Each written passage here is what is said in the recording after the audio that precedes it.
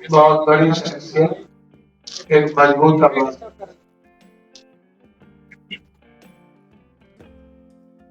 जो आजाद हिंदुस्तान के बाद बाबा साहब अम्बेडकर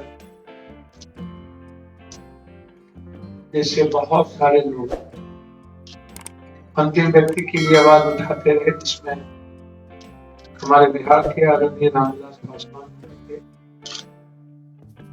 जिनका अंतिम समय में जिस तरीके से अपमान हुआ।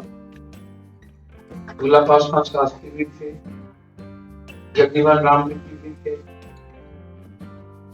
और आज काशीराम जी उस करीब कोई एक आवाज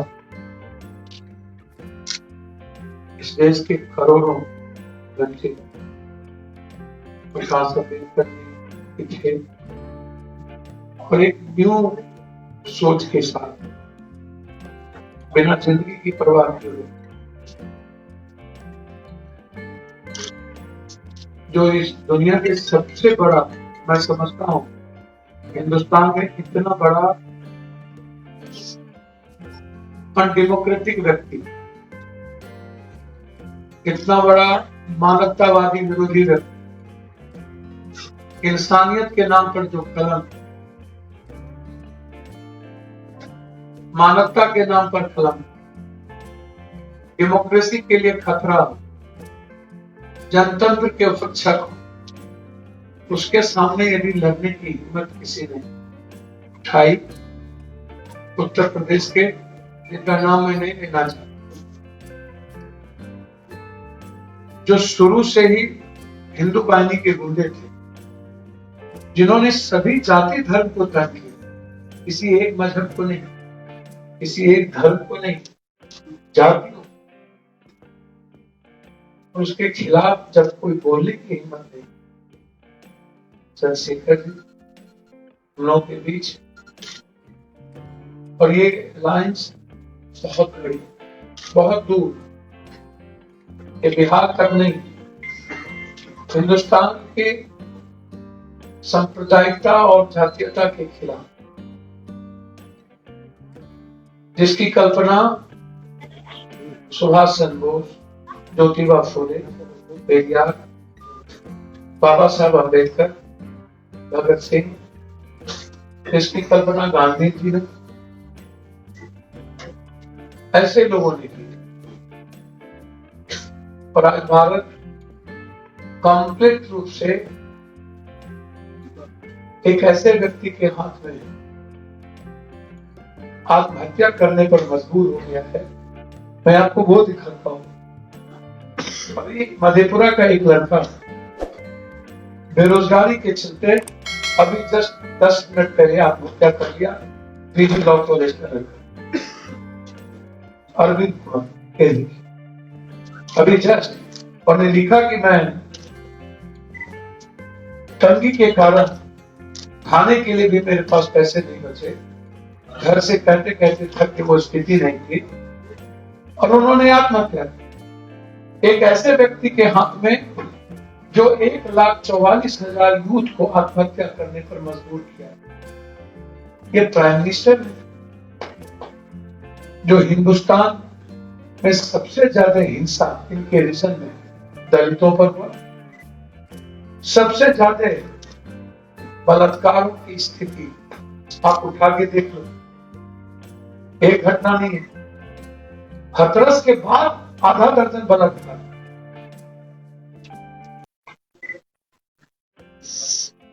इन लोगों को हेलीकॉप्टर से घूमने के लिए फुर्सत है नेताओं।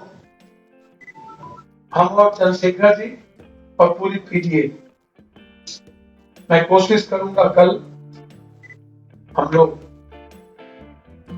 बक्सर, ये छोटी घटना नहीं।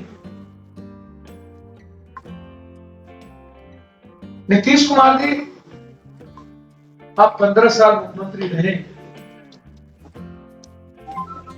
15 साल के बाद आपके पास कोई मुद्दा क्यों नहीं है? आपके पास सिर्फ लालू यादव ही मुद्दा क्यों है? आपके पास अपने किए हुए विकास का मुद्दा क्यों नहीं? आप विशेष रात पे नहीं बोलते हैं, आप विशेष पैकेज पे नहीं बोलते हैं, आप बाढ़ पे नहीं बोलते हैं, आप पलायन पे नहीं बोलते हैं, पटना के टेरिस पर नहीं बोलते हैं, आप जंगल राज से आप राक्षस राज पे आ गए, इस पे नहीं बोलते हैं। एनसीआर की रिपोर्ट है, वर्ल्ड की सबसे ज्यादा हत्या और बलात्कार की घटना बिहार, आप इस पे नहीं बोलते हैं। नीति आयोग ने कहा सबसे ज्यादा भ्रष्टम सरकार है बिहार, आप इस पे नहीं बोलते हैं। नीति आयोग ने कहा 26वें नंबर पर है बिहार गरीबी में, आप इस पे नहीं बोलते हैं।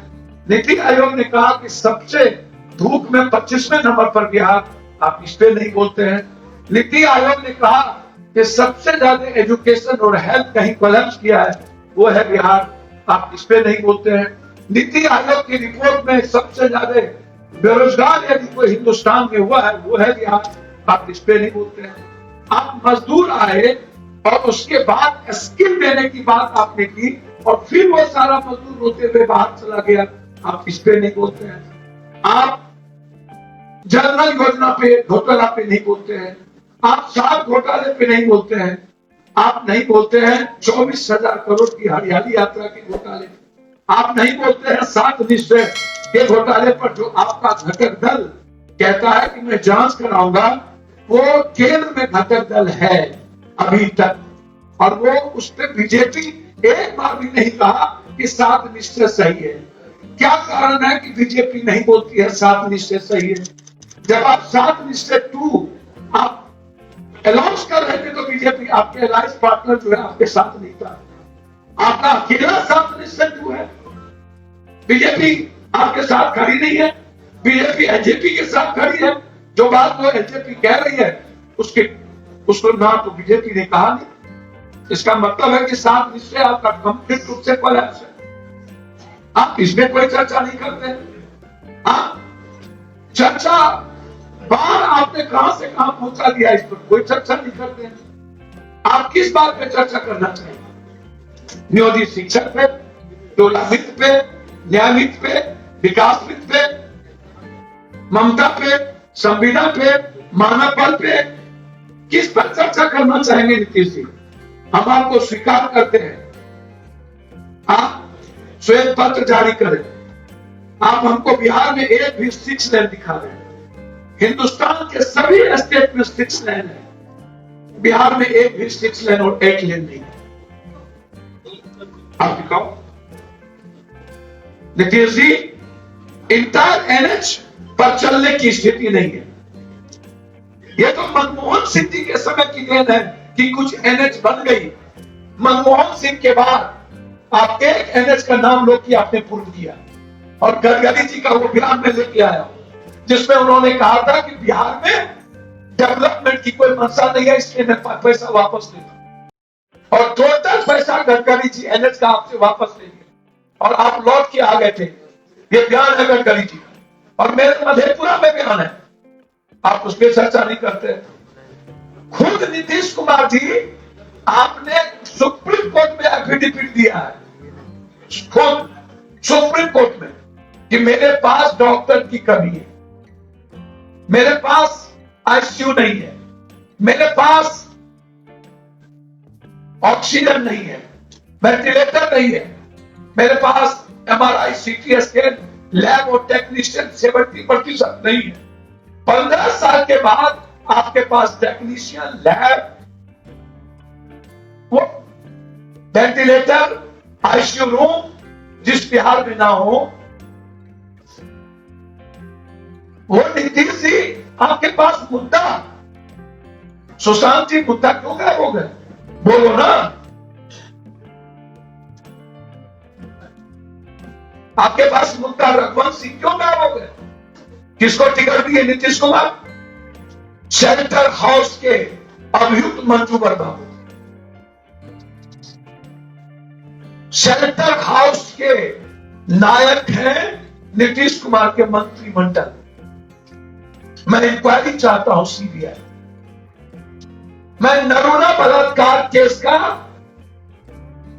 हाईकोर्ट के आधारित कौन कौन नरूला बलात्कार केस के अभियुक्त हैं, यदि मेरे मेरी सरकार बनी तो 6 महीने के अंदर हाई कोर्ट से आग्रह करेंगे कि उसकी मॉनिटरिंग के साथ मुजफ्फरपुर नौरंगा बलात्कार केस की मॉनिटरिंग।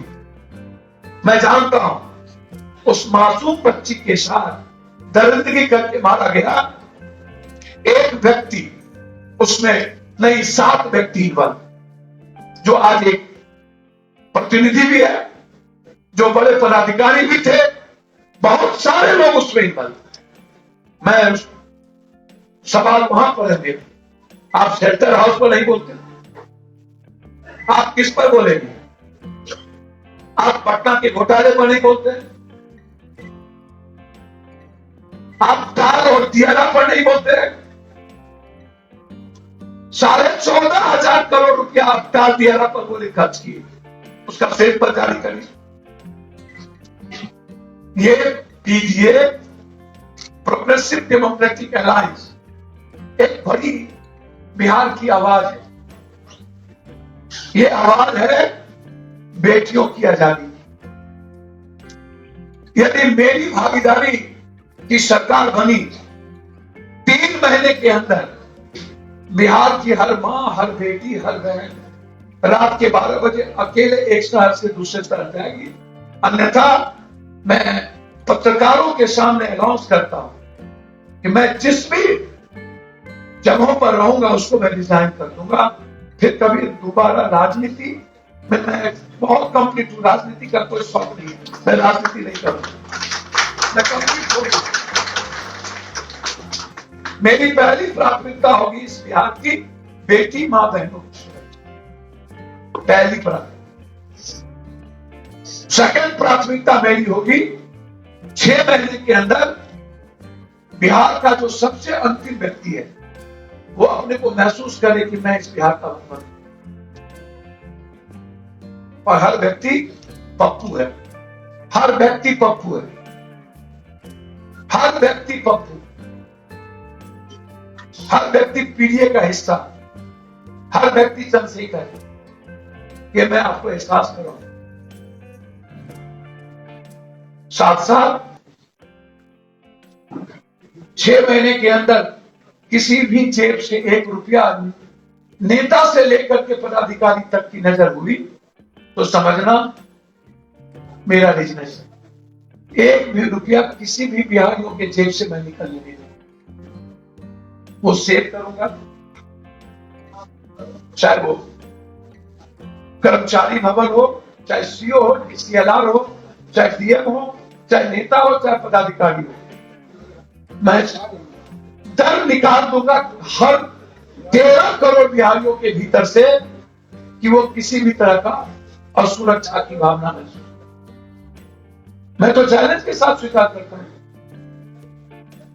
कि 2 साल के अंदर बिहार का पलायन 2 साल के अंदर ना रुका, तब आप हमसे कहना रिजाइन करने के लिए। 2 साल के अंदर दुनिया का सबसे खूबसूरत स्कूल सरकारी और सबसे खूबसूरत अस्पताल सरकारी होगा, तब आप हमसे पूछें। मैं कंप्लीट रूप से टैक्सेस फ्री करूंगा दुनिया को लाने के लिए बिहार, और जो टैक्स भारत सरकार को देना पड़ेगा वो बिहार के जीएसटी से मैं उसकी भरपाई करूंगा, लेकिन एक भी फैक्ट्री पर टैक्सेस को मैं यहां लागू नहीं करूंगा, मैं उसको लाऊंगा, जीएसटी से मेरी भरपाई होगी। गवर्नमेंट को पता है कि क्या करना है, लेकिन नियत नहीं है। पर्यटन विभाग से 4 करोड़ रोजगार दे सकते हैं, नियत नहीं है। फूड प्रोसेसिंग को हम मक्का पर आधारित कोसी सीमांचल को बदल सकते हैं, शाहबाद के धान को बदल सकते हैं, मिथिला के मखान को बदल सकते हैं, मिथिला और कोसी सीमांचल के मांस को बदल सकते हैं, फिश बॉल बनाएंगे, मगध के पान की जिंदगी और मगध के पर्यटन से हम दुनिया बदल सकते हैं, केला और लीची से बदल सकते हैं, जूट और गन्ना से हम जिंदगी बदल सकते हैं। और जो बिहारी पूरे भारत और दुनिया को बनाता है और पैदल चल के बिहार आता है, तो दुनिया में किसी की ताकत नहीं है, उस बिहारी से एशिया का नंबर 1 बिहार बना। ये क्षमता है बिहारियों के लिए। यही बिहार तो इन 30 सालों में इन लोगों ने किसानों की जिंदगी को तबाह कर दी। 8 करोड़ 32 लाख किसान है, 13 करोड़। इनके पास एक भी गोदाम नहीं है, बाजार समिति खत्म हो गई, कोऑपरेटिव सिस्टम खत्म हो गया, मंडी नहीं बची। एशिया की सबसे बड़ी मंडी गुलाबबाग, इस दूसरी सबसे बड़ी मंडी पटना की बाजार समिति, और दोनों भाइयों ने मिलकर समाप्त कर दिया। 1 साल के अंदर हर अनुमंडल पर सरकारी शीतल गृह होगा और हर ब्लॉक पर बड़ा गोदाम होगा जो मिडिल क्लास के किसानों की संपत्ति रखने की व्यवस्था हो। आपने कुछ नहीं किया। मात्र 12% लोगों को रोजगार है बिहार में, मात्र 12%। नीतीश कुमार, आप ये क्यों नहीं बोलते हैं? 44,000 पर कैपिटा इनकम है बिहार का, मात्र 2,02,800 महीना का इनकम है एक व्यक्ति का, और भारत का इनकम है 99,373, और हरियाणा का इनकम है 2,64,000 एक व्यक्ति सालाना। अब जरा आप बताओ हमको कि बिहार कहां है नीतीश जी? 2,800 मेरी औकात है, अपने औकात बताई थी दोनों भाइयों ने, और उसके बाद जात पात करते हो, और फिर बीजेपी की भाषा जिस तरीके से निकलने लगी ये बहुत ही गलत है। कल एक मंत्री ने बहुत गलत बयान दिया। मंत्री जी, आप अपने प्राइम मिनिस्टर से पूछिए कि 1,64,000 करोड़ का जो बिहार का पैसा था वो क्यों नहीं थी। आप इस पे बात कीजिए। आप अपने प्राइम मिनिस्टर से पूछिए कि नीतीश कुमार आपसे पटना यूनिवर्सिटी का सेंट्रल यूनिवर्सिटी मांग किया था, वो क्यों नहीं थी। आप अपने प्राइम मिनिस्टर से पूछिए कि स्मार्ट सिटी का क्या हुआ। आप अपने प्राइम मिनिस्टर से पूछिए कि प्रधानमंत्री आदर्श ग्राम बनारस में कोई बनी कि नहीं, बिहार को छोड़ दीजिए। आप अपने प्राइम मिनिस्टर से पूछिए कि गंगा नमामि मिशन का क्या हुआ। आप अपने प्राइम मिनिस्टर से पूछिए कि 21,000 करोड़ रुपया बिहार के बाढ़ की पैसे की घोषणा की, वो क्या हुआ। आप अपने प्राइम मिनिस्टर से पूछिए कि बिहार जानना चाहता है कि क्या बिहार के मजदूरों पर जो लाठी गोली चलाई गई और उसको 1 रुपया आपने नहीं दी, और आपने मजदूरों के एक्ट को समाप्त कर दिया अध्यादेश ला करके, क्यों एक्ट ला? आप अपने प्राइम मिनिस्टर से पूछिए क्या भारत का दलित, वंचित, पिछड़ा, दल पिछड़ा क्या अब एजुकेशन नहीं देगा आपके इस एजुकेशन सिस्टम से? ये आप प्राइम मिनिस्टर से पूछिए। आप प्राइम मिनिस्टर से पूछिए कि भारत का किसान एमएसपी का न्यूनतम, आप मंडी पर बात नहीं किए, लेकिन आपने एक बाजार खड़ा कर दिया और उस बाजार का मालिक बना दिया अंबानी अदानी को, और किसान को समाप्त कर दिया, आत्महत्या कर रहा है, इस पर पूछिए। आप कश्मीर और पाकिस्तान की बात अब बंद करिए करना। नीतीश कुमार जी, आप लालू यादव का डर दिखाना ऊंची जात को बंद करिए। ऊंची जात को जितना आपने पैर के तले रोना है, और आपने अपनी आज तक उतना अपमान तो किसी ने नहीं किया जितना अपमान राजनीतिक सामाजिक रूप से ऊंची जात का आपने किया। और लालू यादव जी, आपके जो घटक हैं, मुसलमानों को डर दिखाना बंद कीजिए। मुसलमान और दलित इस दुनिया में किसी से नहीं करता, ये याद रखना। वर्ल्ड की हिस्ट्री है, दलित और मुसलमानों के नाम पर अपनी दुकान बंद करिए। आप ये बताइए कि चिमकी बुखार में कहां थे दोनों। आप ये बताइए कि शेल्टर हाउस में कहां थे। आप ये बताइए कि पटना के बाढ़ में कहां थे। आप ये बताइए कि कोरोना वायरस में कहां थे। आप ये बताइए कि 18 जिलों में जो अभी बाढ़ है उसमें कहां थे। 56 लाख लोग बाढ़ में अभी प्रभावित है, आप कहां थे। सत्ता पक्ष और विपक्ष, इस बिहार में कोई अपना परिचय अपने पिता का देता है, कोई अपना परिचय अपने आका नरेंद्र मोदी का देता है। बिहार का यूथ चाहता है मेरा लीडरशिप खुद डायनेमिक और डैशिंग, मेरा लीडरशिप मैं डायरेक्ट बात कर सकूं, मेरा लीडरशिप गुजराती नहीं हो, मेरा लीडरशिप बिहारी हो, मेरा लीडरशिप ड्रोन से ना चले, मेरा लीडरशिप अनुकंपा में ना चले, मेरा लीडरशिप सांप्रदायिकता के उन्माद और जातीयता के उन्माद से ना चले, मेरा लीडरशिप बिहार के 13 करोड़ लोगों की आवाज हो, जहां ना तो जाति हो ना तो मजहब और धर्म का को कहीं डर हो। ये चाहता है बिहार, और इसीलिए प्रोग्रेसिव डेमोक्रेटिक अलायंस सिर्फ बिहार के लिए नहीं, बिहार के हर व्यक्ति की आजादी के लिए। मैं आपको भरोसा देता हूं, मेरी थोड़ी भी हिस्सेदारी जनता ने यदि हम पर भरोसा दिया, हमने 3 साल बनाम 30 साल बनाम 3 साल प्रतिज्ञा पर, मैं फिर कहूंगा हिंदुस्तान के इतिहास में कोई व्यक्ति अपने एफिडेविट के साथ प्रतिज्ञा पत्र नहीं लाया, और मैं दोनों व्यक्ति को श्वेत पत्र जारी करने की चुनौती देता हूं। 3 बार जो नीतीश आप मुख्यमंत्री बने, आप वो अपना सामने लाइए, अगले बार जो बने वो सामने लाइए। पहली बार बने जंगल राज से, एनआरसी कहता है कि आप आज राक्षस राज, दूसरी बार बने भ्रष्टाचार के आधार पर, तो नीति आयोग कहता है आप दुनिया के सबसे भ्रष्टतम सरकार है। तीसरी बार बने आप डीएनए इखलाक आरक्षण के नाम पर, बैकवर्ड फॉरवर्ड के नाम पर, तो आरक्षण को लगभग 40% आरक्षण पे, बैकवर्ड दलितों के आरक्षण को नरेंद्र मोदी की सरकार ने खत्म कर दिया। क्या हुआ आरक्षण का नीतीश कुमार? मुस्लिम आरक्षण की बात छोड़ दीजिए, मैं एक एक जगह खड़ा हूं।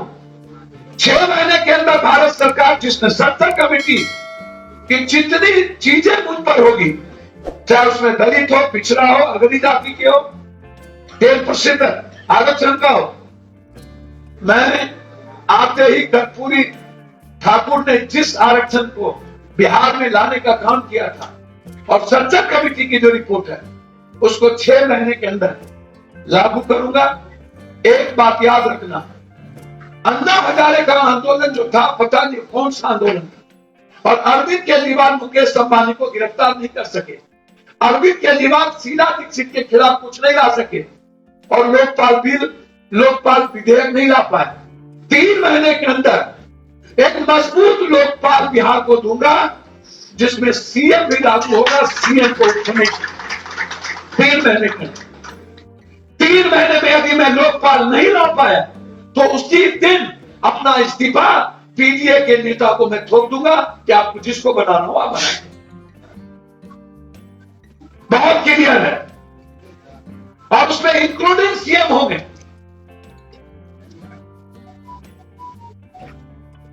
Including CM. किसने क्या किया मैं नहीं जानता हूं, मैं क्या करूंगा, पीडीए क्या करेगी, उस पर बहुत क्लियर है। इसको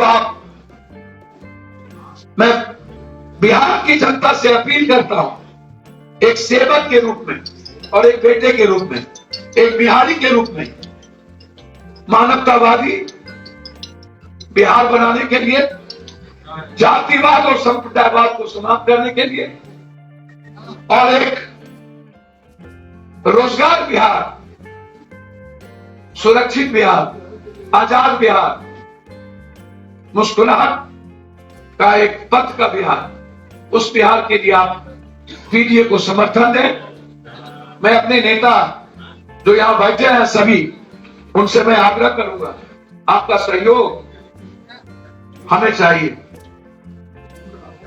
बगैर सहयोग के चंद्रशेखर जी पीडीए के अध्यक्ष जी से मैं आग्रह करूंगा, आरक्षण मुक्ति मोर्चा के अध्यक्ष से, प्रकाश अंबेडकर साहब के अध्यक्ष और प्रवक्ता से, वसीम जी से, कि बिना किसी हिचक के आपके सहयोग की आवश्यकता है बिहार को, और खास तौर पर चंद्रशेखर जी, प्रकाश जी, आप दोनों से कि आपकी ताकत इन 30 साल के उन्मादी भी सरकार और उन्मादी विपक्ष से बिहार को बचाएगी।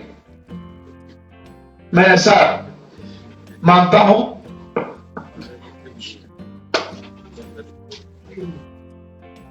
मैं कुछ पूछना हो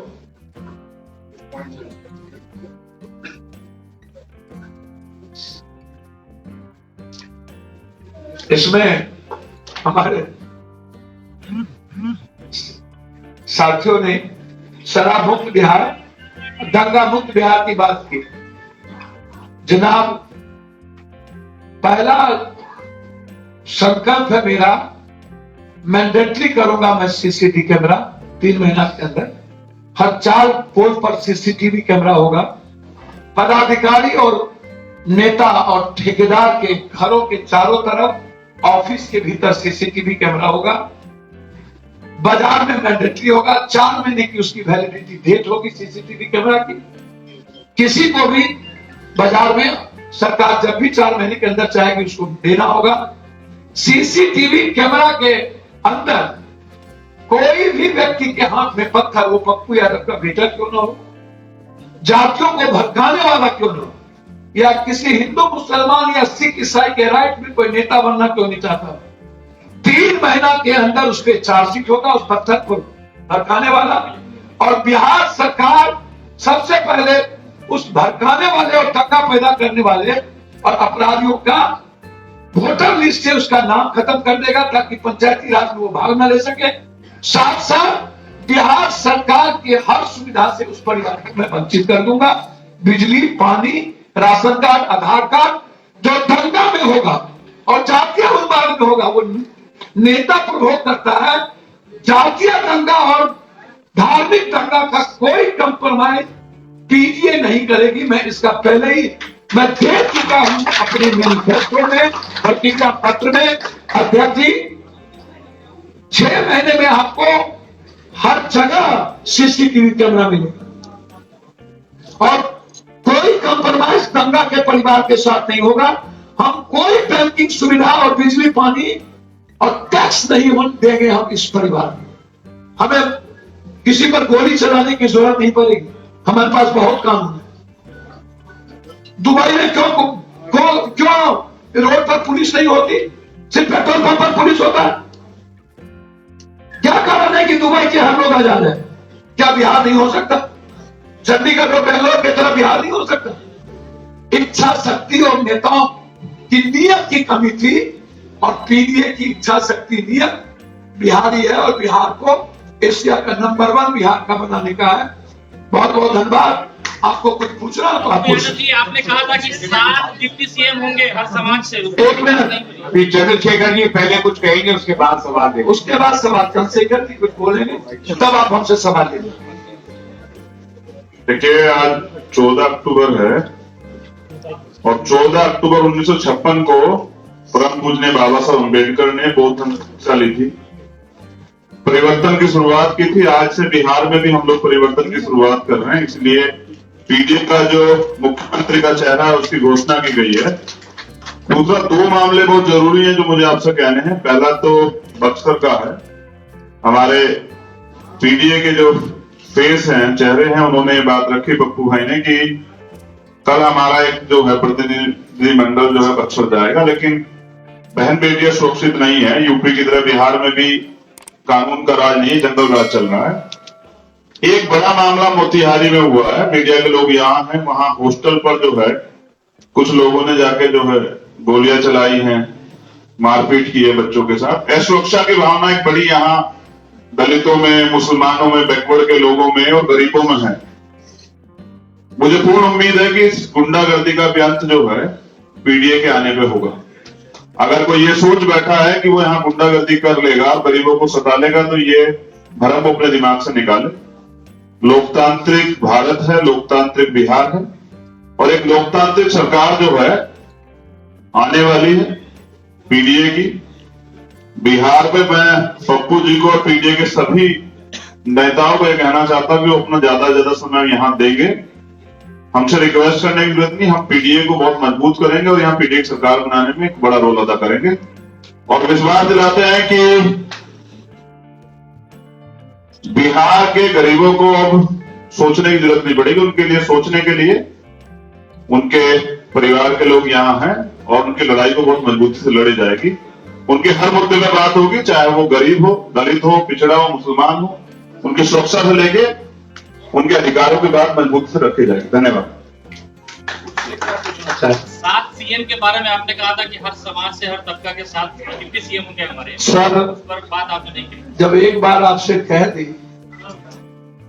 कि इस चुनाव के बाद यदि मेरी भागीदारी होगी तो निश्चित रूप से बहुत क्लियर हूं मैं उस पर, कोई बहस नहीं है। माइनॉरिटीज से, ऊंची जात से दो, अत्यंत पिछड़े से दो, दलित से दो होंगे।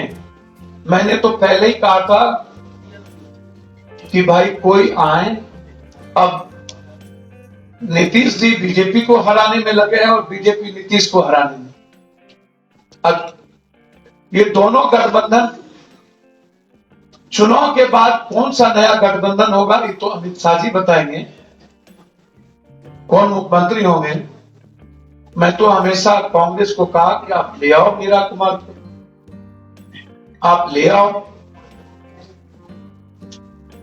चिराग जिसको लाना हो। मैंने चिराग जी से भी कहा, मैं कहां कभी पीछे आता। मैं तो उपेंद्र कुशवाहा को जी को साफ शब्दों में कहा। अब उनकी इन लोगों की का कोई मतलब क्या समझ में नहीं आता। मैं तो आज भी कह रहा हूं कि बिहार बचाने के लिए जसवंत सिन्हा जी से मैं निकल रहा कि आपके सहयोग की जरूरत है। जो भी सहयोग देंगे और हमारे पीडीए के नेताओं ने सीएम बनाने का जो घोषणा किया है, ये तो मुझे समझ में नहीं आया। मैं इनका स्वागत करता हूं अपने नेताओं के जज्बात का, लेकिन भरोसा रखिए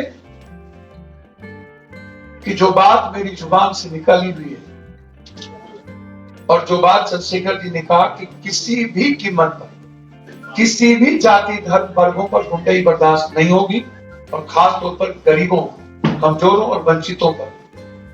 तो ये आप ब्रह्म सत्य समझिएगा। मेरी एक साफ घोषणा है, हम सरकार में आएंगे, भागीदारी हो चाहे सरकार में आए, हमारा हिस्सा अत्यंत पिछड़ा, दलित, माइनॉरिटी और अग्री जाति मजबूती के साथ। और कुछ पप्पू जी, आपने महिलाओं की बात की, लेकिन अगली सब में, अगली लाइन में एक भी महिला नहीं। आपको आश्चर्य होगा, पुराने मानिएगा, जो मैंने आपको लिस्ट दी है महिलाओं को, जो मैंने लिस्ट दिया है विधानसभा के सबसे ज्यादा महिलाएं और रिस्पेक्टेड महिलाओं को हमने टिकट दिया है। शायद आश्चर्य होगा आपको, आप लिस्ट देखेंगे तो इतने ज्यादा महिलाएं, doctor, engineer, professor Savita Singh, Devkant Thakur अत्यंत पिछड़ा लोरिया, डॉक्टर अजमेरी, डॉक्टर शहनाज, रानी चौबे, मैं नाम गिनाना शुरू करूंगा तो आपको आश्चर्य होगा कि इतने सशक्तिकरण शायद भाजपा ने नहीं लिखा है। धन्यवाद, मैं अपनी बात समाप्त करता हूँ।